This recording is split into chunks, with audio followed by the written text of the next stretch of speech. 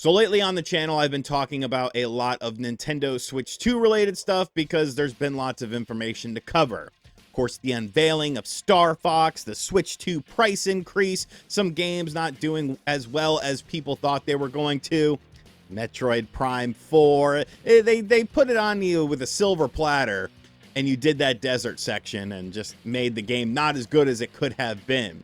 But of course, as you guys are well aware, I'm not a Nintendo YouTuber, an Xbox YouTuber, a PlayStation YouTuber, a retro gaming YouTuber.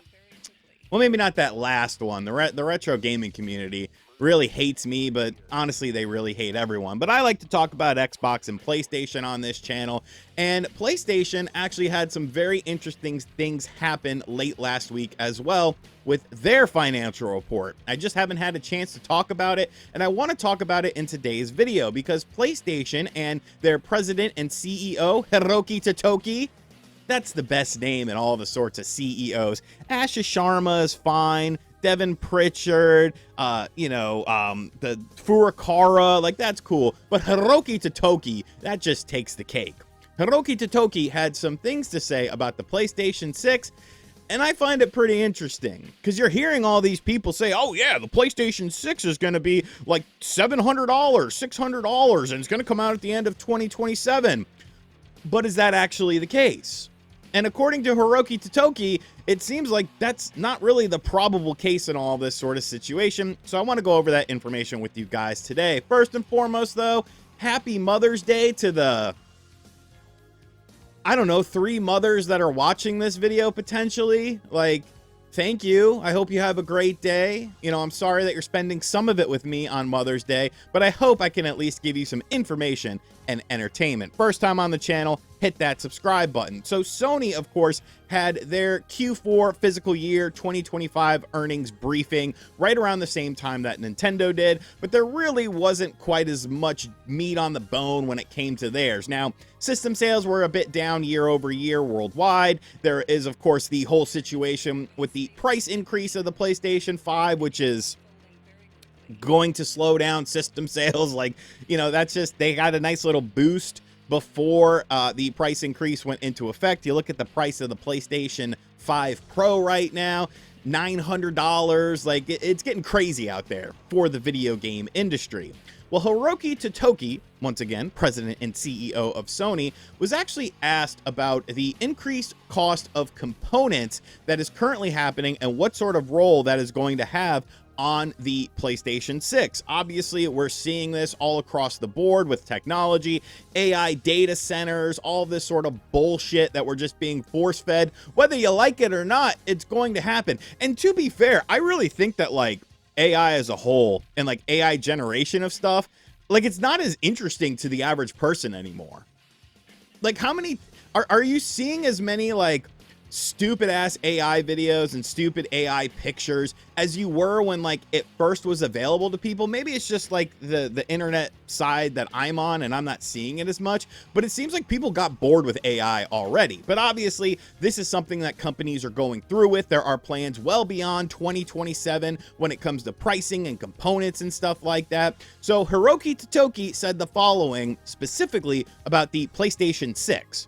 We have not yet decided at what timing we will launch the new console or at what prices. So we would like to really observe and follow the situation. So Sony is also expecting the price of memory to remain high and throughout 2027. And so Hiroki Totoki goes on to say, so under that assumption, we must think carefully what we will do. One consideration is new potential ways to sell the PlayStation 6. We would like to think about various simulations, including changing business models to come up with the best solution and strategy. And boy, oh boy, I don't know if I like that. There's a lot, and you know, obviously this is corporate speak. Obviously this is a president and a CEO saying something about the PlayStation 6, but there's lots of things that are kind of Obviously not a code red situation or anything like that. Like, oh, time to panic. This isn't a doom and gloom video. This is just me interpreting the words and kind of trying to read in between the lines as to what Mr. Hiroki Totoki is clearly saying with this, at least in my opinion. So you haven't settled on timing or prices for the system. That kind of reminds me of another machine that hasn't settled on timing or pricing for its release that was supposed to come out early this year, and now we're in the month of May and we still don't know the price and we still don't know the release date. That, of course, being the Steam machine. Now, obviously, the PlayStation 6 and the Steam machine are apples and oranges in terms of kind of what they're doing and potentially their market share. Obviously, the Steam machine is going to be much smaller, but I do think there are parallels, and the parallels are within building the system itself, the price of what it's going to cost to build the system, and, you know, can you build, if you build it today, are those prices still going to go up so that, you know, in 3 months or something like that, then you have to raise the price because now you're having to spend more money on these components. We know from what's going on with LPDDR5 on the Nintendo Switch 2 that contracts are a hell of a lot shorter than they used to be. Now you're seeing months-long contracts for these things because companies that are providing the memory and providing these components are realizing that if the demand keeps going up and their supply can't meet that demand, they're going to have to raise the prices. So they don't want to lock you into a year or anything beyond a year. They're doing like a couple of months at a time.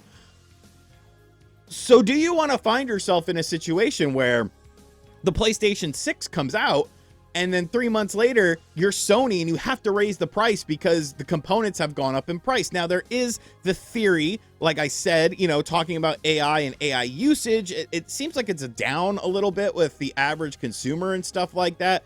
So maybe that will help things. But the problem is, it's not about the consumers. It's not about your Gemini, your Grok, all that sort of bullshit. It's about these data centers that are being built at alarming rates. It's not like these data centers go up overnight or anything like that. You have to have, you know, the land. You have to buy the land. You got to cultivate the land. You got to put up the building. You got to fill up the building with stuff in it. This is not stuff that happens instantaneously. And considering that and trying to launch a new piece of hardware during this, we've already seen all the current hardware that's already released go up in price. There really hasn't been anything new that has come out in terms of technology or video game stuff when it comes to new hardware that has come out since this AI boom has happened. The only thing you could possibly say would be the Steam machine, and that hasn't released yet. So they're basically looking at the market, which I think is fine. I think it's ridiculous to think that this thing is going to come out in 2027 and it's going to be, you know, the price of a base PlayStation 5.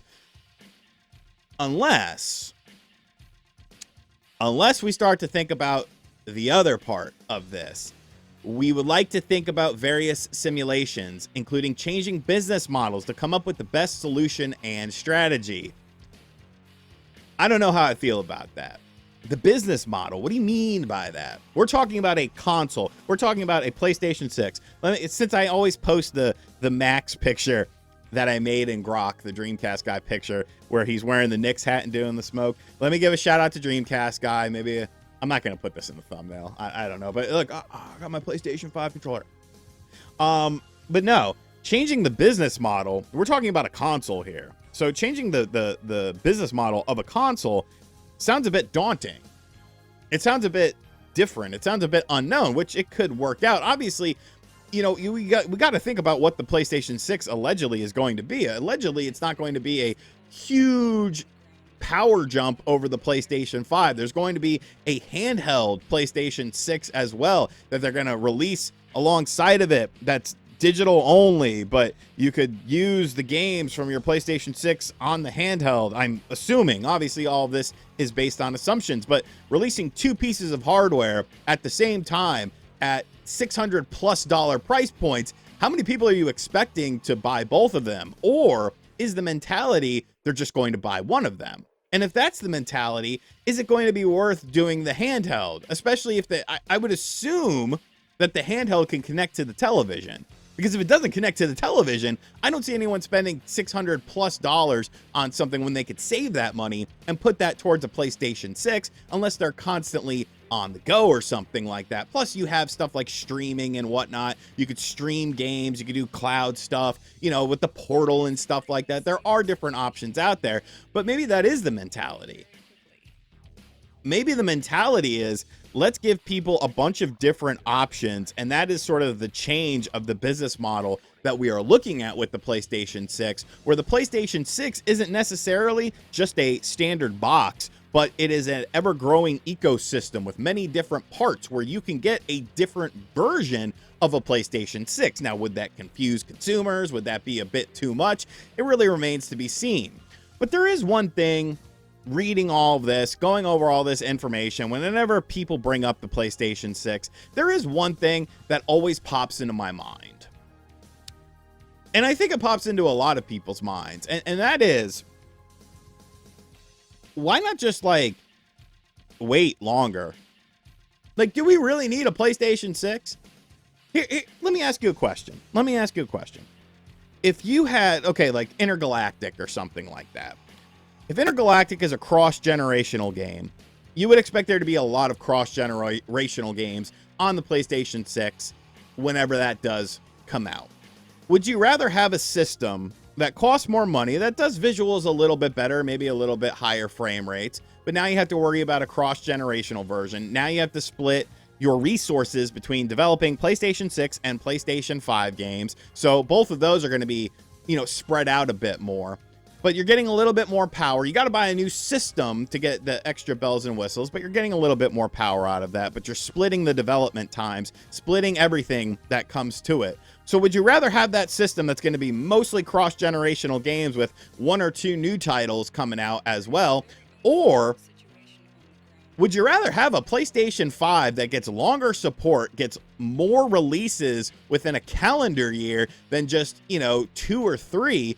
You get a better variety of games, you get more games, you get classic IPs brought back, and you just have more software to go along with your PlayStation 5. Now, yes, your PlayStation 6 can run those games a little bit better, and, you know, 4K, 120, ray tracing, path tracing. Does the average person really care about all that sort of stuff? I don't know.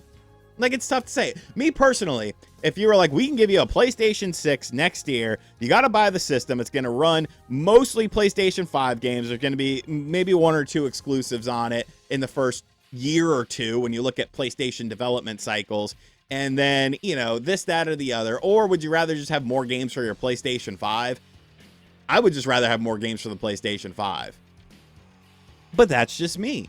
Maybe you are different. So let me know in the comments section down below. What do you think about what Hiroki Totoki has had to say about the PlayStation 6? Do you think maybe he's, you know, puffing a little steam at people, you know, a little bait and switch? Maybe they are ready to go and geared up, or do you think that there is a lot of uncertainty surrounding this? Because, I mean, if Steam can't figure it out, I don't think Sony's having an easier time than Steam with developing the PlayStation 6, especially when you look at what you would expect the PlayStation 6 to be versus what the Steam machine is going to be. And as always, guys, thank you for checking out this video.